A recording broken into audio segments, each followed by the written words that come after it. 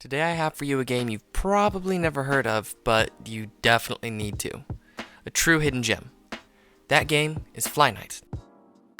Fly Night is an indie co-op first-person dungeon crawler with so much going for it. Its style is immaculate, its gameplay is simple but fun, and its co-op is an absolute blast. So let's get into it.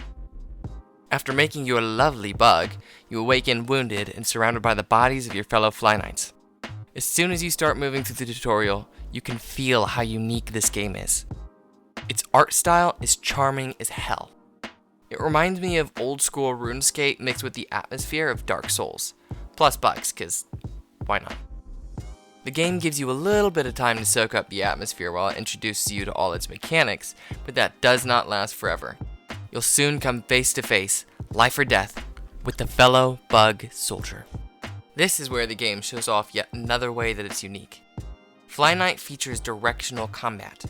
Think something like Kingdom Come or Mount & Blade.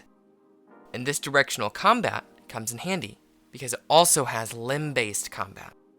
Every enemy has some sort of a limb that can be attacked for different effects, strengths, or weaknesses. One enemy may have an armored head that your sword bounces right off, but an exposed hand that you can chop off. For example, I chopped off one of this archer's arms, and now he can only shoot at half speed. And each enemy is dynamic like that, which makes combat feel very alive. And that's not the only thing that makes battles interesting. The combat is punchy. You can block and parry your enemies to knock them off balance, then hit them with a quick kick to send them flying to the ground. You can use magic spells to control the flow of battle. You can utilize the environment to get enemies out of the fight quickly.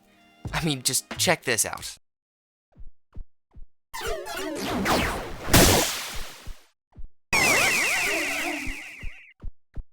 That just felt good. Each fight feels fluid and allows you to choose how you want to approach it. After a few more battles, the game introduces you to another of its fun mechanics: fishing. That's right. When you're weary from battle and adventure, you can wind down with some light fishing at a handful of spots around the world. The fishing mechanics are simple, but offer a nice break from everything every once in a while. At first, there's only a few fish that you can find, but each area has a slew of new ones that you can catch.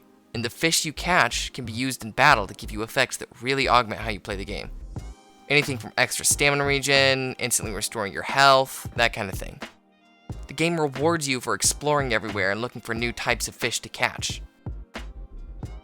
Once you're done fishing for now, it's time to enter the dungeon. From here, the game really opens up.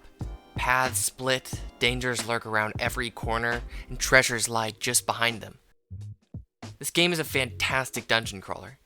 The exploration is really fun, and it's always challenging but fair. There are puzzles to solve, mysterious bugs to meet along the way, and of course, loot. Lots and lots of loot. Like, seriously, a lot of loot. You can combine items in whatever way you want to make your bug really feel like yours. The different weapons change up your moveset, the different armors can affect your stamina and speed, the different rings give you effects that change how you approach fights. It really was a blast to experiment with everything I got and to see what felt right. And of course, there's drip. Oh yeah. As you play more of this game, you'll start to feel some of its inspiration. It feels like if you combine Dark Souls and Kingsfield with a RuneScape paint job on it. These comparisons aren't a bad thing though. It draws from these games, but is very much its own distinct thing. And damn, is the music solid. I mean, come on.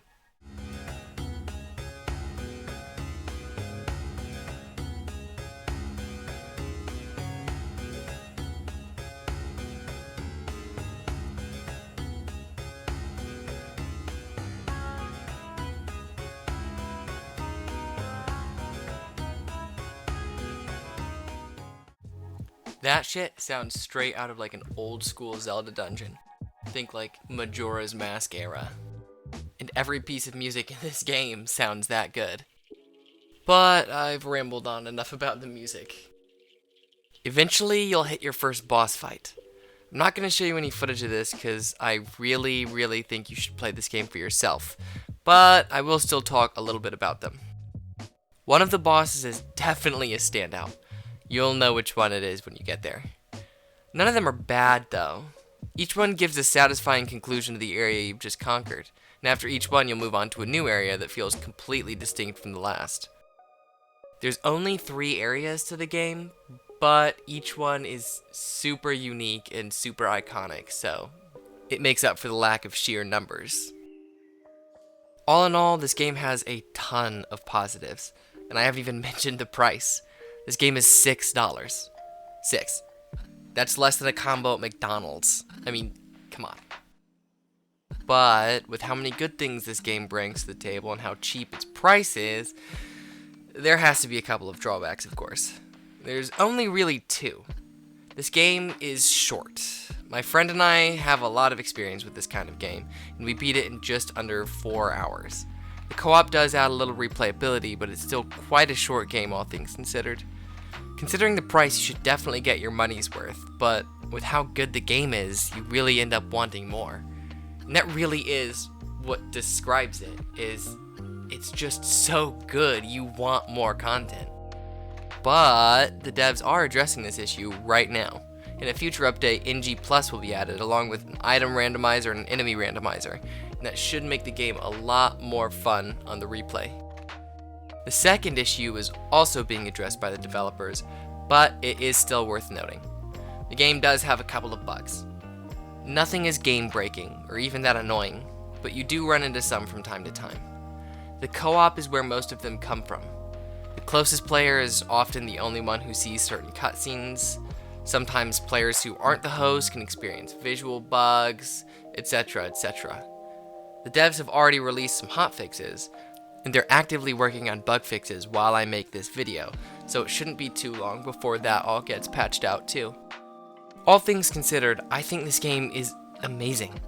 There's so much personality, style, and pure co-op fun to be had with it, despite its price being so low. If you're a fan of like Kingsfield or Barony or other dungeon crawlers, I think this game would be a great addition to your Steam library. Just remember, it's absolutely best enjoyed with friends, so share the word and get your bug on. That's gonna be it for me though, friends. I hope you enjoyed. Let me know what you think about the game, if you tried it or decide to buy it. I'd love to hear everyone's thoughts on it. For now, I've been Mr. O'Connell. Peace.